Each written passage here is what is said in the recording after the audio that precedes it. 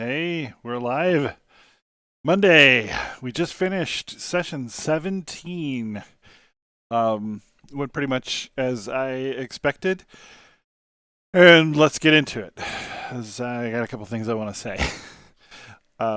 So first I would remind anybody who might be watching the stream that if you are playing the game, spoilers, right? It's your call still, but spoilers. Um, yeah, so I spent some extra prep time on Jolestina. The party goes into a masquerade. There's a wannabe necromancer in there. She's a rogue sorcerer thing, and she's supposed to be like CR9. So I found a CR8 rogue to copy.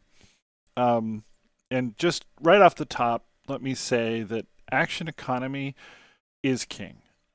They just wrecked her, rolled over her like a wrecking ball, wrecked her. The only shot she got off, give or take, was the sneak attack, the ambush attack. That's it. That's rolled the die one time.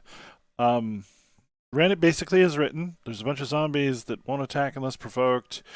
Um, and then her, and the party did take effort steps to sneak in.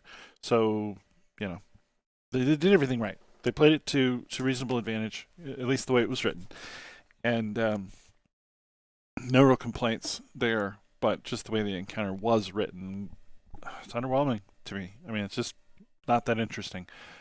But upon sort of seeding in the suggestion that they leave her alive, they appear to have done that, and then we'll do the roleplay encounter next time, which is good. Give me some time to get in the right frame of mind for doing that and so forth. Oh, excuse me, because I'm kind of tired tonight. Oh, yawn. Anyway, so the prep was I rebuilt this character to make an opponent for them to fight, and then I just did 1-for-1 swaps on all the zombies. And I put portals on the map so that they could move upstairs and downstairs without my assistance, because I knew that we'd have a multi-level fight going on. And fantasy grounds, thank God, works great. You'll see in the stream I removed the line of sight just to make it easier, because I was panning back and forth from my point of view, and that meant moving my surveillance token spectator from one side to the other, and I just turned it off. All right, so let's talk Jolestina. So, like I said, I found a rogue. He's some kind of owl-headed lycanthrope, so I had to remove some of that stuff. But I took and adapted that rogue to what I needed, put some spells on, changed the gear according to what was on the list of gear, got rid of some of the fluff gear that I just didn't see coming up, and it's party doesn't get it as loot, but they've got a lot as it is, so I think we're fine there. But I spent hour or two probably working that character in, and then just lived one turn. So note to self: maybe I don't do that in the future. I'll have to think about it, because Paizo's got a lot of these monolithic boss fights with humanoids, leveled humanoids, and they're just 8-to-1. There's no reasonable expectation of survival unless you really amp up the difficulty, and then you run the risk of a TPK, because if you can tip that 8-to-1 in your favor, 7-to-1 is easier than 8-to-1 was, right? So as they start to fall, they'll just all start to fall. Anyway, so I spent some considerable amount of time. I swapped in the survivor token with a noble 1-for-1 swap, just rename and put the icon on it. I'm not going to wind up needing it now, but you never know. So like I said, I redid Justina's NPC and her gear, and made sure that we had 5th edition stuff all available for loot.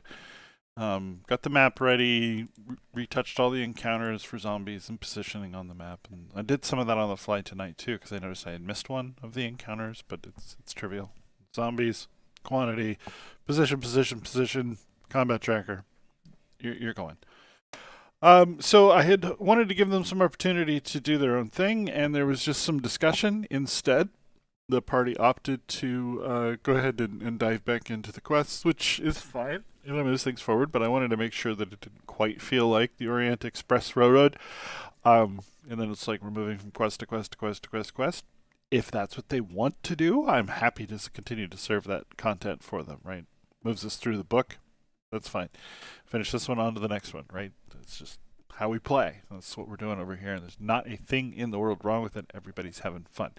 But if they wanted to poke around or do something that I wasn't thinking or go off book a little bit, or to open that door. So the door was opened, did not get stepped through, totally fine.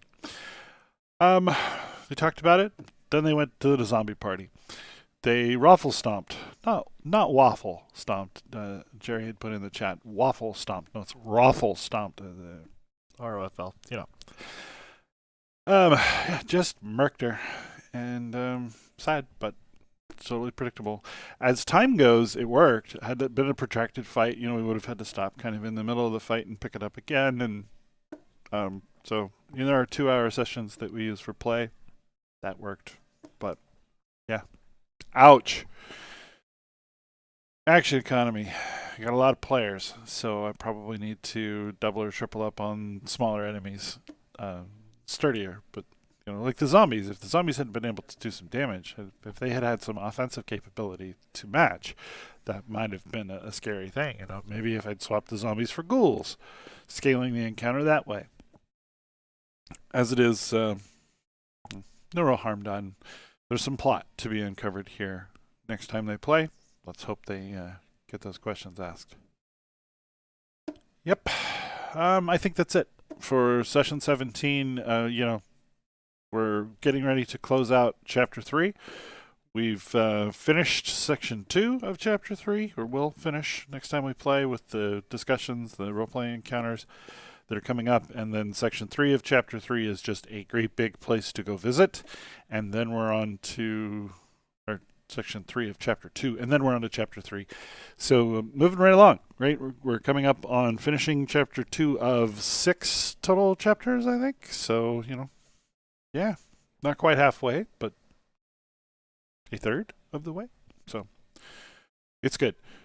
As always, comments, questions, concerns, anything you want to give feedback or what have you, comment in the thing below, or continue to have conversations with me on my Discord. Link is down there in the corner. Keep having fun playing D&D. Come and join us if you want to. I don't know if anybody is watching the Facebook page or the Discord or what have you, but we have openings for the Wednesday night game. So if you're listening to this and want to be a player in Wednesday night's game, Rime of the Frost Maiden, we have openings. We would love to take you. Reach out. Anyway.